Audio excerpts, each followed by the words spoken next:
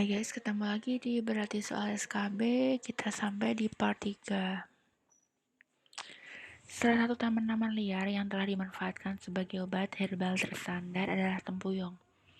Manfaat tempuyung bagi kesehatan manusia adalah untuk A. Menurunkan tekanan darah tinggi, B. Menambah nafsu makan balita, C. Menetralisir racun, D. Campuran pencuci mata, E. Menghancurkan batu ginjal. Jawabannya adalah menghancurkan batu ginjal. Banyak banget guys untuk makan manfaat daun tempuyung.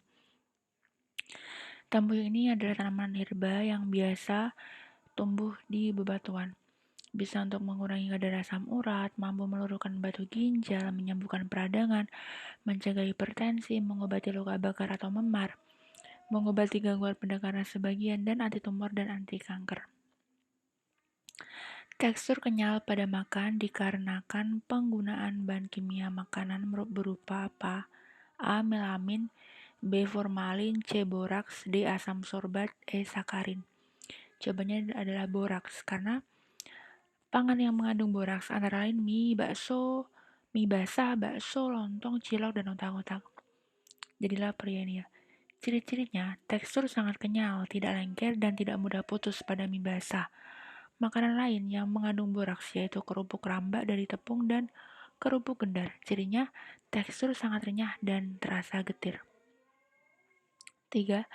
Penggunaan zat adiktif makanan berupa rodamin B dapat menimbulkan kerusakan organ pada manusia yaitu A. Hati, B. Ginjal, C. Usus, D. Gaser, E. Otak. Jawabannya adalah hati. Kadar rodamin yang tinggi dapat menyebabkan kerusakan pada hati atau liver. 4. Formalin digunakan oleh pedagang makanan yang tidak mengindahkan faktor kesehatan sebagai bahan campuran makanan karena bersifat A. Pengawet, B. Antiseptik, C. Germisida, D. Solvent, E. Karsinogen. Jawabannya adalah karsinogen. Jadi, di dalam larutan formalin terkandung 30-50% gas formaldehid dan ditambahkan metanol sebanyak 10-15% untuk mencegah terjadinya polimerisasi formaldehid. Formaldehid merupakan bentuk aldehid yang paling sederhana. Formaldehid bersifat mudah terbakar, berbau tajam, tidak berwarna, dan mudah dipolimerisasi pada suhu ruang. Paparan jangka pendek dari kontak fisik dengan formalin dapat menyebabkan iritasi kulit dan mata berair. Selain itu, formalin ditengarai bersifat karsinogen, yaitu dapat menyebabkan kanker, terutama pada paparan jangka panjang. 5. Air susu ibu yang pertama kali keluar mengandung zat kekebalan tubuh dan berwarna pekat kekuningan yang disebut A.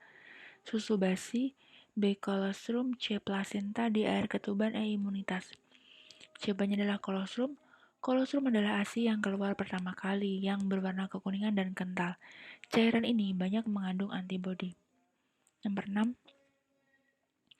Pada interaksi sosial antara penderita dengan lingkungannya, virus HIV tidak dapat menular melalui A.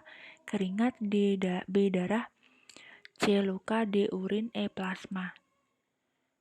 Jawabannya adalah penularan HIV tidak melalui air liur, keringat, sentuhan, maupun ciuman. 7. Pencegahan penularan HIV dapat dilakukan dengan cara kecuali A.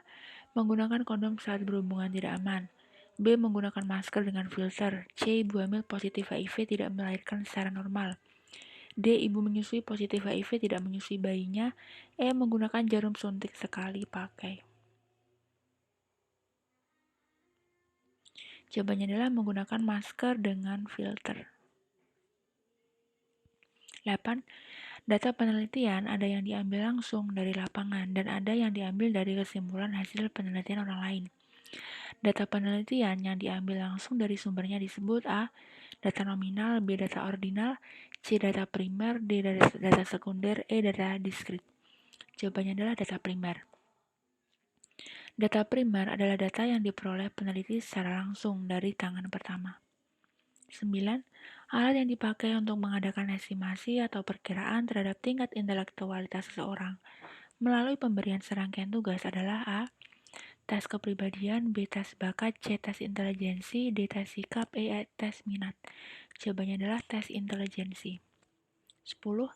Yang termasuk ke dalam data sekunder adalah kecuali A. Laporan lembaga, B. Naskah publikasi, C. Observasi peneliti, D. Laporan penelitian, E. Kumpulan abstrak penelitian. Jawabannya adalah data primer. Di sini jawabannya adalah observasi peneliti, karena observasi peneliti merupakan data primer. Sedangkan data primer adalah data yang diperoleh peneliti secara langsung dari tangan pertama. Sementara data sekunder adalah data yang diperoleh peneliti dari sumber yang sudah ada.